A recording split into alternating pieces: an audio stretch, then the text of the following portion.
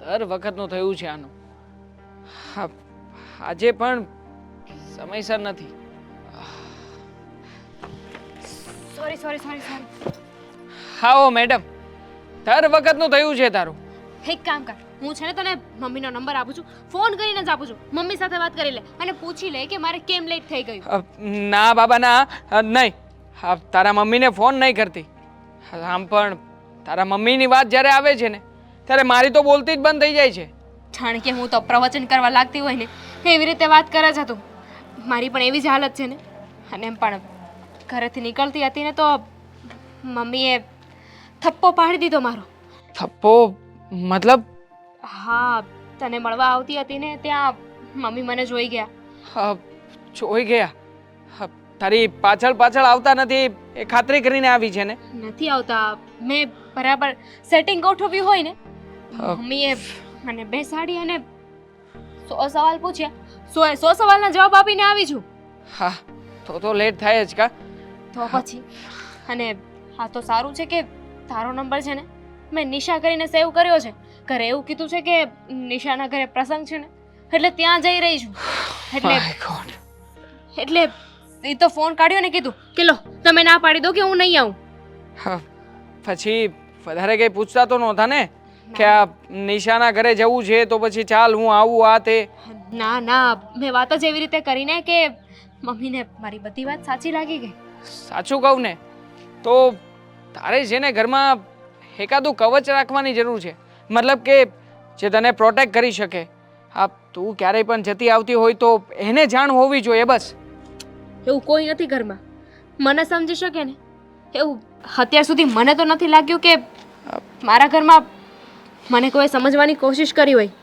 ભાઈ અને મમ્મી બસ એ બંનેને તો પોતાના પૈસા અને પૈસાનો વહીવટ, એની સિવાય તો એ ભૂલી જ જાય છે કે એમની કોઈ દીકરી છે કે બહેન છે.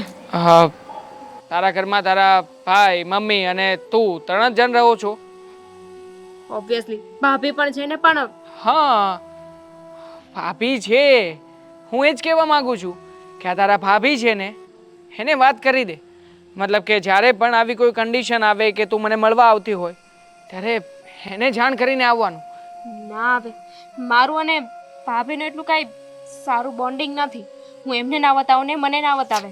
ક્યારેક ભૂલમાં એકબીજા સાથે વાત થઈ જાય ને બસ એટલું જ. તો થઈ ગઈ વાત. હા, દર વખતે આપણે આવી રીતે મળી તો નહીં શકીએ ને? હા, હવે તો મને પણ ડર લાગે છે કેમ કે મમ્મી પણ આજે ઇન્ક્વાયરી કરતા હતા અને તે દિવસે તને મળીને ઘરે ગઈ ને ત્યારે ભાભી પણ મને પૂછપરછ કરતા હતા. પૂછતા હતા કે ક્યાં ગયા હતા, શું કરતા હતા. હા, લાગે છે કે આપણી આ લવ સ્ટોરી દિવસે ને દિવસે હવે વધારે ટિપિકલ થઈ રહી છે. હવે જો આમને આમ ચાલતું રહ્યું ને તો નક્કી એકના એક દિવસ તો તારા ઘરે ખબર પડી જ જશે. પડી જશે? મને તો એવું લાગે છે કે એ સમય વધારે દૂર નથી. એ લોકોને મારા પર ડાઉટ જતો હોય ને એવું મને લાગે છે. અને જો અરે પણ શું કામ ભાઈ સુધી પહોંચે? જો કંઈ પણ કરી લેજે પણ તારા ભાઈ સુધી આ વાત ના પહોંચવી જોઈએ બસ. અને જો એને ખબર પડશે ને તો મને જમીનમાં હશું ને તો પણ ખોદીને કાઢશે અને ન જાણે મારા તો શું હાલ કરશે. દેવાંગ, પણ આવું ક્યાં સુધી ચાલશે? ક્યાં સુધી બધાથી ડરશું અને ક્યાં સુધી આપણી આ વાત બધાથી છુપાવશું?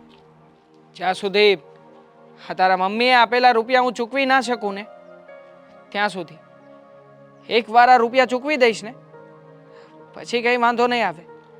પછી તો સામે ચાલીને હું પણ મતલબ કે તારા ભાઈને વાત કરી શકીશું આપણે બંને. તે શું કહ્યું હતું?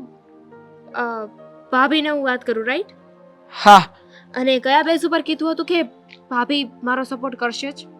હા, મને એવું લાગ્યું કે તારા ભાભીને વાત કરીશ ને તો તારા ભાભી આવી કોઈ પણ સિચ્યુએશન ક્યારે પણ આવશે ને તો હેન્ડલ કરી લેશે.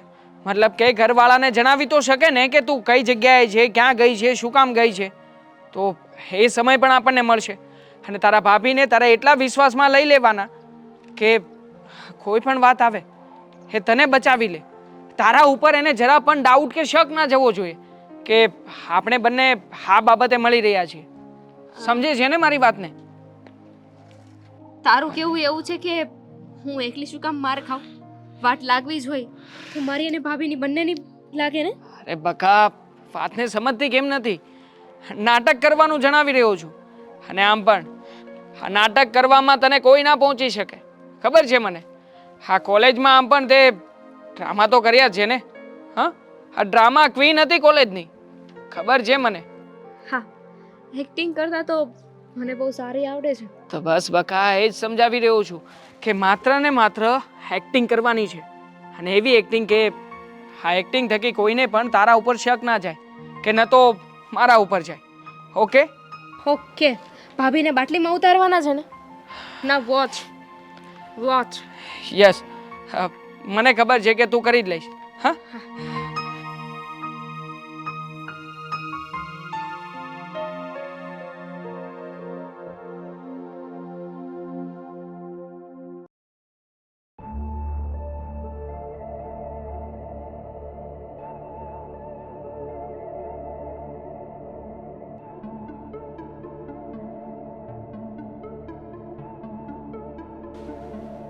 શું થયું મમ્મી?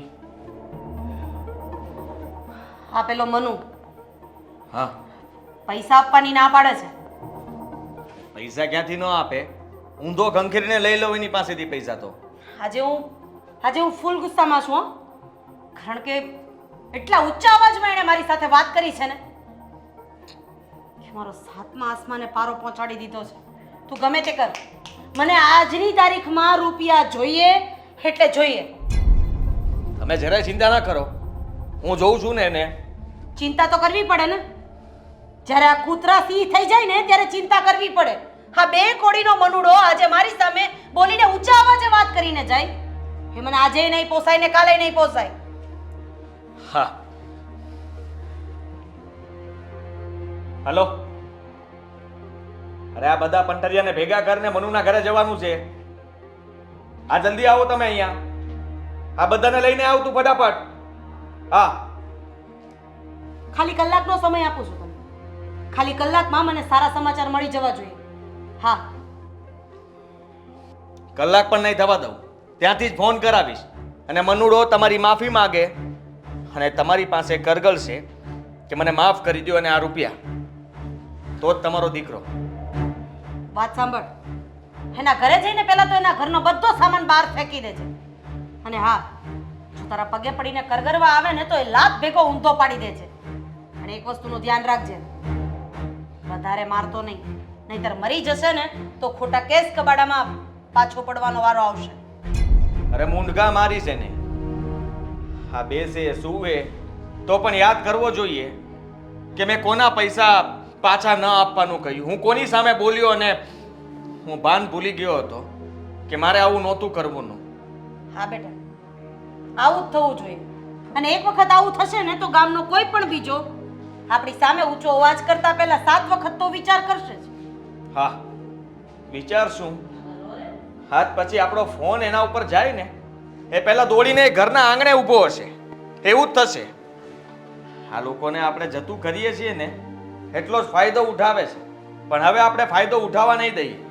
આ જેટલા પણ આપણા પૈસા લઈ ગયા છે ને એ બધાના ઘરે એક એક ચક્કર મારી આવું છું. અને આ મનુડાને એક વખત સોસાયટીમાં બહાર કાઢીને 2-3 તમાચા મારજે એટલે ઇજ્જતનો ફાલુદો થઈ જશે, આફુડો આમ નામ મરી જશે. કારણ કે આવા લોકો માટે તો એની ઇજ્જત હોય ને એ જ બધું હોય, સમજો. કાળું મોઢું કરીને બહાર કાઢું અને વાળ પણ કાપી નાખું, બસ બીજું મારે કંઈ જ નથી જોતું. હવે જેમ બને એમ જલ્દી તું તારા માણસોને લઈને ત્યાં પહોંચ અને પેલી સાઈડથી રઘુભાઈને પણ ફોન કરી દે, એ લોકો પણ પહોંચી જાય. હા, તમે છે ને હવે ગુસ્સો શાંત કરી નાખો. આ ખોટું મગજમાં કઈ આ બધી વાતને આ ભ્રમણના ન કરતા. ખાલી ખોટું તમારું મગજ ખરાબ થાય. ને હું હમણાં જ જાઉં છું. આ જરા પોલીસ સ્ટેશને જાણ કરી દેજો. નહીં આવે, ગાડી આપણા સમયે જ આવશે. જા તું. હા, એ મનુડો હોશિયાર છે. ફોન તો કરશે જ બચવા માટે, પણ કહેજો કે ફોન ઉપાડે નહીં એનો. હા, સારું, ચાલો.